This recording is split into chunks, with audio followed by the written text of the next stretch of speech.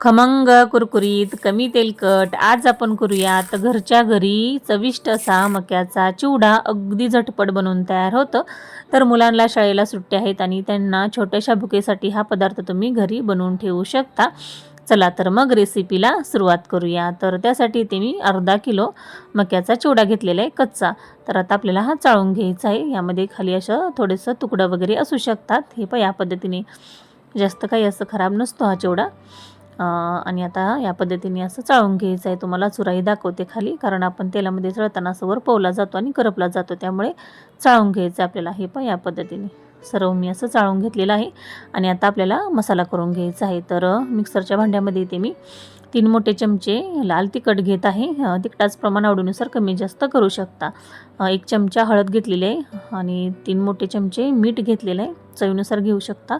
आणि 5 ते 6 इथे मी चमचे साखर घेतलेली आहे. चिवड्यामध्ये तुम्हाला मसाला किती आवडतो त्यानुसार साहित्याचं प्रमाण थोडंफार कमी जास्त करू शकता, किंवा कोणताही पदार्थ तुम्ही खात नसेल तर स्किप करू शकता किंवा यामध्ये ॲडही करू शकता. तर आता आपला हा मसाला तयार झालेला आहे. आणि ते मी अगोदरच तेल गरम करायला ठेवलेलं होतं. तर तेल आपलं छान असं कडकडीत गरम झालेलं आहे. तर अर्धा किलो चिवड्यासाठी ते मी 200 ग्राम शेंगदाणे घेतलेले आहेत. आणि आता आपल्याला शेंगदाणे तेलामध्ये तळून घ्यायचे आहेत. तर हे पहा, गॅस जास्त फुल करायचा नाही, नाही तर काय होतं, शेंगदाणे वरून करपले जातात आणि आतून कच्चे राहतात. तर मिडियम गॅसवर आपल्याला या पद्धतीने असं शेंगदाणे तळून घ्यायचे आहेत. हे पहा, मी ते असं जाळीमध्ये तळून घेत आहे. काढायला अगदी सोपं होतं आणि आपले शेंगदाणे असं जास्त पुढेही जात नाहीत.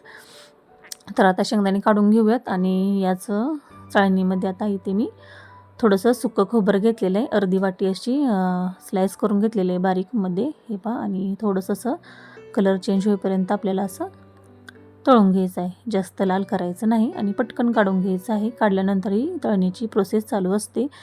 तर आता इथे मी 1 वाटी कढीपत्ता घेतलेला आहे. हा सुका कढीपत्ता आहे, तुम्ही ताजाही घेऊ शकता. आणि हाही आपल्याला असा तळून घ्यायचा आहे. आणि अर्धी वाटी इथे मी काजू घेतलेले आहेत. असं काजू कट करून घ्यायचं आहे मधून. आवडीनुसार तुम्ही टाकू शकता, स्किपही केला तरी चालेल.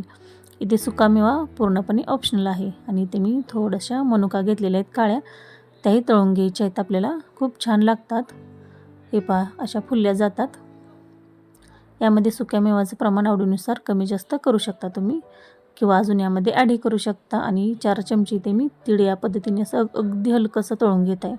हे पहा, 4 ते 5 सेकंद चाळणीमध्ये असं करून घ्यायचे आणि काढून घ्यायचे.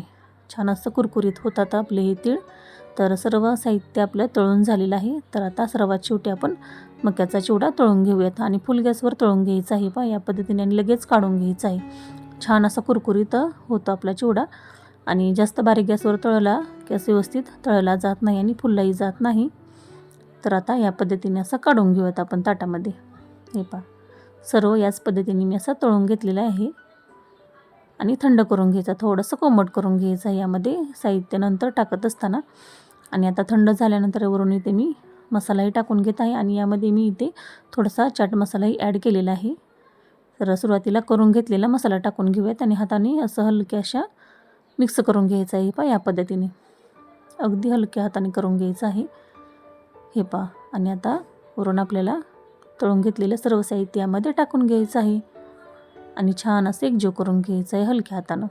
हे पहा, जास्त मसाले वगैरे अजिबात आपण यामध्ये टाकलेले नाहीत. आणि असा आपला चमचमीत आणि कुरकुरीत असा हा चिवडा अगदी झटपट बनवून तयार होतो. आणि जास्त मसाले अजिबात यामध्ये वापरलेले नाहीत.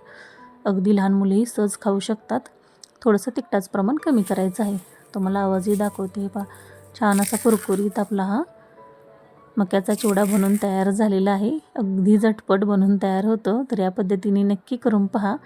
मी बनवलेला आजचा व्हिडिओ तुम्हाला थोडा जरी हेल्पफुल वाटला तर चॅनलला लाईक करा, शेअर करा, सबस्क्राईब करा. हो, आणि इन्स्टा आणि एबीवर असाल तर फॉलो करायला विसरू नका. भेटूया अशाच नवीन रेसिपी बरोबर. तोपर्यंत धन्यवाद.